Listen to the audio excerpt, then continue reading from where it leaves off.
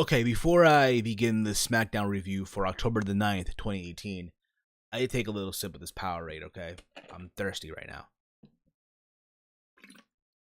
Alright, much better. This is your SmackDown Live review for October the 9th, 2018. Overall, I thought SmackDown tonight, my honest opinion, it felt like a very, very flat show. Filler. There was some stuff that I guess I did enjoy, but other than that, I just felt everything on the show was just there to hype up the Crown Jewel coming up, also Evolution, which I believe in 3 weeks from now. Could be wrong on that. And as well, next week is SmackDown 1000. But before all that as well, I want to give a big thank you to the homie himself, Salrex, for this awesome overlay that you see for the SmackDown Live review. I got one last night for the Raw review, as you all saw also last week. This is also done for the SmackDown Live review. Also, I'll have a new overlay for the NXT review as well. But again, if you are a YouTuber and a podcaster and you want awesome overlays done for your channel or your podcast, hit him up on Twitter at @officialsalrex. He's done amazing stuff, not just for me, but for the good folks just like OKFabe, Big Mike from Big Mike's Wrestling Recap Show, JD from NY206. You all know who he is. The Solid Monster Sounds Off, That Ass Podcast, the No Holds Bar Podcast, just to name a few people that he's done awesome graphics and overlays and logos for. So again, hit him up on Twitter at @officialsalrex down below in the description box and tell him that I sent you guys. So overall, like I said, SmackDown was filler. That's my opinion. I as always want to hear from you guys in the comment threads below. Your thoughts, if you enjoyed SmackDown or not. The show kicked off with a rematch from Super Showdown between Charlotte Flair and Becky Lynch. They went at it back and forth. They were brawling outside the ring. It led to a count out, a double count out. And by that, it led to Becky retaining the title because, again, the championship doesn't change unless it's pinfall or submission. And even in the match, like, Becky tried to get herself disqualified. But all this led to a double count out, and they're brawling outside the ring. Becky's trying to leave, right? And then Charlotte Flair did the old Jericho and Rhino spear, or the gore that Rhino did to Jericho back in 01. Off, through the set of SmackDown at the time where the Tron just dropped. It felt like that almost, right? So Charlotte just spears Becky into the LED board, and they're both just laying there. They call for the referees and medics to come out. And again, I enjoyed what they did there. I thought it was okay, because they continue the story. They're going to continue it, okay? And we find out later on in the show that apparently Paige made it official that they will go at it again at Evolution. In the first women's pay-per-view. It's also going to be the first last women's standing match for the SmackDown Women's title between Becky Lynch and Charlotte Flair. I think, honestly, the fact that you're doing that match, I can understand, hey, you need a match with a stipulation on it, being that already, hey, you're doing a first ever women's pay-per-view. We need to have a first ever women's a big stipulation match. There's no disqualification. Anything goes almost, if you kind of get what I'm saying. And I'm not really sure still if tickets are still... they're not selling out yet. I'm not even sure. I guess this is also their way to try to sell tickets fast. Again, my honest opinion. Take it for what it's worth. But that's what happened with Charlotte Flair and Becky Lynch. We had a World Cup tournament qualifying match between Jeff Hardy and Samoa Joe. They had an okay match. Just your typical, TV match that they usually did. It had also better matches before an Impact, I'm just saying. But it also led to Hardy attacking Joe's knee. Because again, you got to remember, at Super Showdown, Samoa Joe had the WWE title in his hands until he got put through that announce table and he fucked up his knee. And here, Joe had his knee wrapped up and he still felt the pain of the injured knee that Jeff Hardy attacked throughout this match. And Joe couldn't put weight on it, and he couldn't continue. So the referee stopped the match. So Jeff Hardy wins by referee stoppage. He goes on to the World Cup that already has, to my understanding, John Cena, Kurt Angle, and now Jeff Hardy. And you find out later on in the night, the main event between Randy Orton and Big Show, who's going to go to the World Cup. So there you go with that. The idea that Big Show and Randy Orton main evented SmackDown felt so random as well, to be honest with you guys.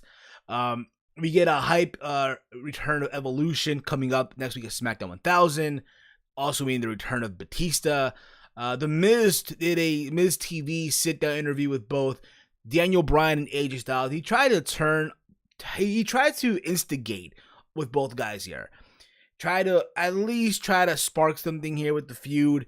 But it was one of those things where both Bryan and Styles were both making fun of the Miz.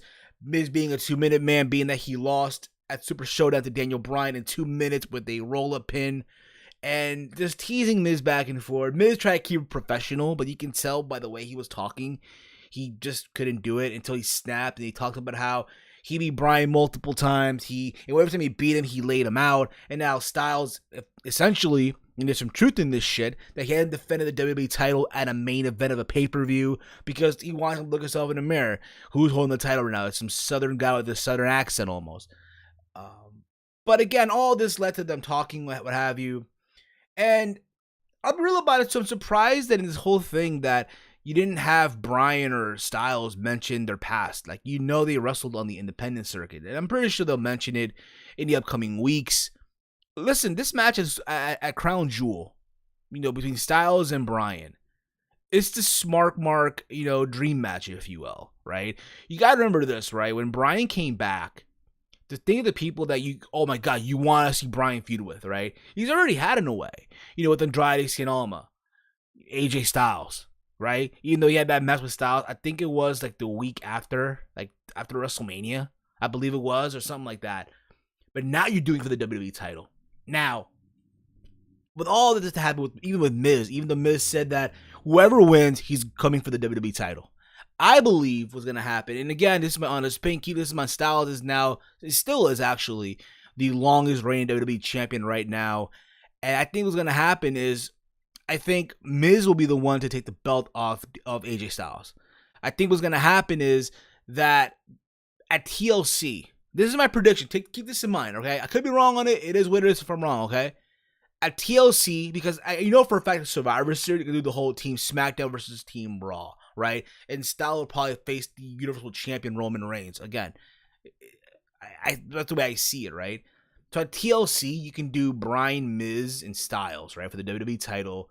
Hell, it could fucking be a TLC match, right? Because again, you don't want to pin Styles here. If you get the championship, you don't want to pin him, right? Especially Miz, that is, right? And you can have Miz win that match. And Miz with the WWE title. You do the rematch between Styles and Miz at the Royal Rumble, right? Because you need a WWE championship at the Royal Rumble anyway, so why the hell not? And you have Bryan win the Royal Rumble match. And there you go. Again, they're already in some way, shape, or form, when you think about it, they're telling you the WWE title plan. They're already telling you it, in a way. It's going to involve The Miz. I guarantee you Miz will interfere at Saudi Arabia and call a disqualification. I don't see Bryan or Styles beating one another here in this match or pinning each other or whatever. But also, all this led to an impromptu match between Styles and Shelton Benjamin. The match was okay. Nothing to go crazy for. Styles won with the phenomenal forearm. You had Bryan and Miz on commentary talking back and forth. And that was it. That was basically that. We had Aiden English, who tried to give the director's cut of One Night in Milwaukee, showing just a bit more of the video from last week, where apparently Lana said that he wants Aiden English. And then, literally all this, again, we just show up what happened last week. English called out Rusev and said he will destroy the video if Rusev reunites for Rusev Day, right? And Lana said English has been hacked. Apparently, they hacked the video or some way, somehow, because apparently Aiden English's password is I heart Rusev, apparently. Now, she claims it's an easy password. I don't think it is, but what do I know, right? And they played the clip. They played the video, and it's Lana saying, Aiden English, Aiden, I want you to know how grateful they are, how grateful Rusev is, or how grateful Aiden, essentially how grateful Rusev is, especially Lana, to have Aiden there and support and singing Rusev Day and all that. And Aiden's all, again, lost for words. He's an honor. And it looked like he was in the video, he's about to make a move on Lana, and then Lana just walks out. And that was it. And all that, just for that, it was all, again, it just blew up in Aiden's face. And then Aiden says that, hey, the offer's still on the table for one night, and Aiden for Lana. Rusev goes out to chase Aiden English, but Aiden was able to escape. So in a way, it's a program. I'm okay with it. They're probably not going to have a match at Crown Jewel. I doubt it. They'll probably do a match for probably SmackDown 1000. I think you can save it for that. But we'll see how that goes too. But don't be surprised. Can you imagine if Lana were to turn on Rusev right here, right now? I'm just saying. Could happen. You just never fucking know. We also get a hype video announcing Rey Mysterio. As you all know, Rey Mysterio is now back with WWE for a short-term deal, but he'll be part of Team Blue. It was over the SmackDown brand. I can't believe I just said Team Blue. I just cannot fucking believe I just said Team Blue, but it is what it is. He'll be returning at SmackDown 1000. Not only that, but he'll be competing in a World Cup qualifying match against Shinsuke Nakamura. That's a dream match when you think about it. Mysterio Nakamura is a match I think a lot of fans will look forward to seeing next week on SmackDown 1000. Should be a fun match. We'll see how that goes.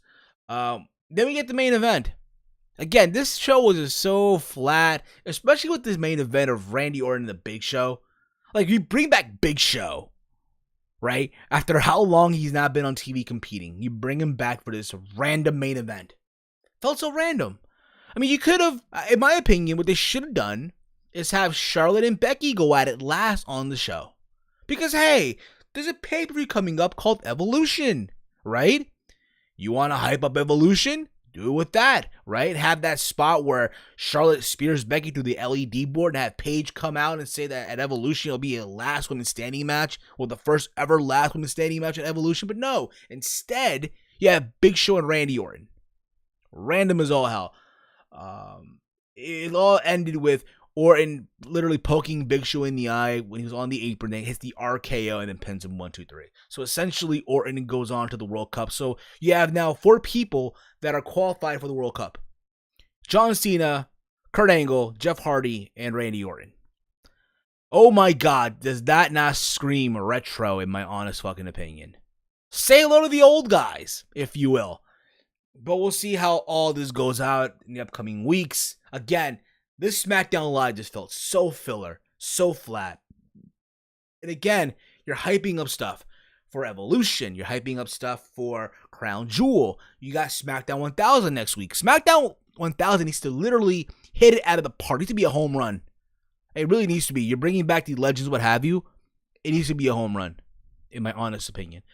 But we'll see how all that goes out to be as well. Mother Flower, this was my SmackDown Live review. Let me know your thoughts down below in the comment threads. Give me your thoughts on SmackDown Live. If you enjoyed the show or not, follow me on Twitter at HeelSteven.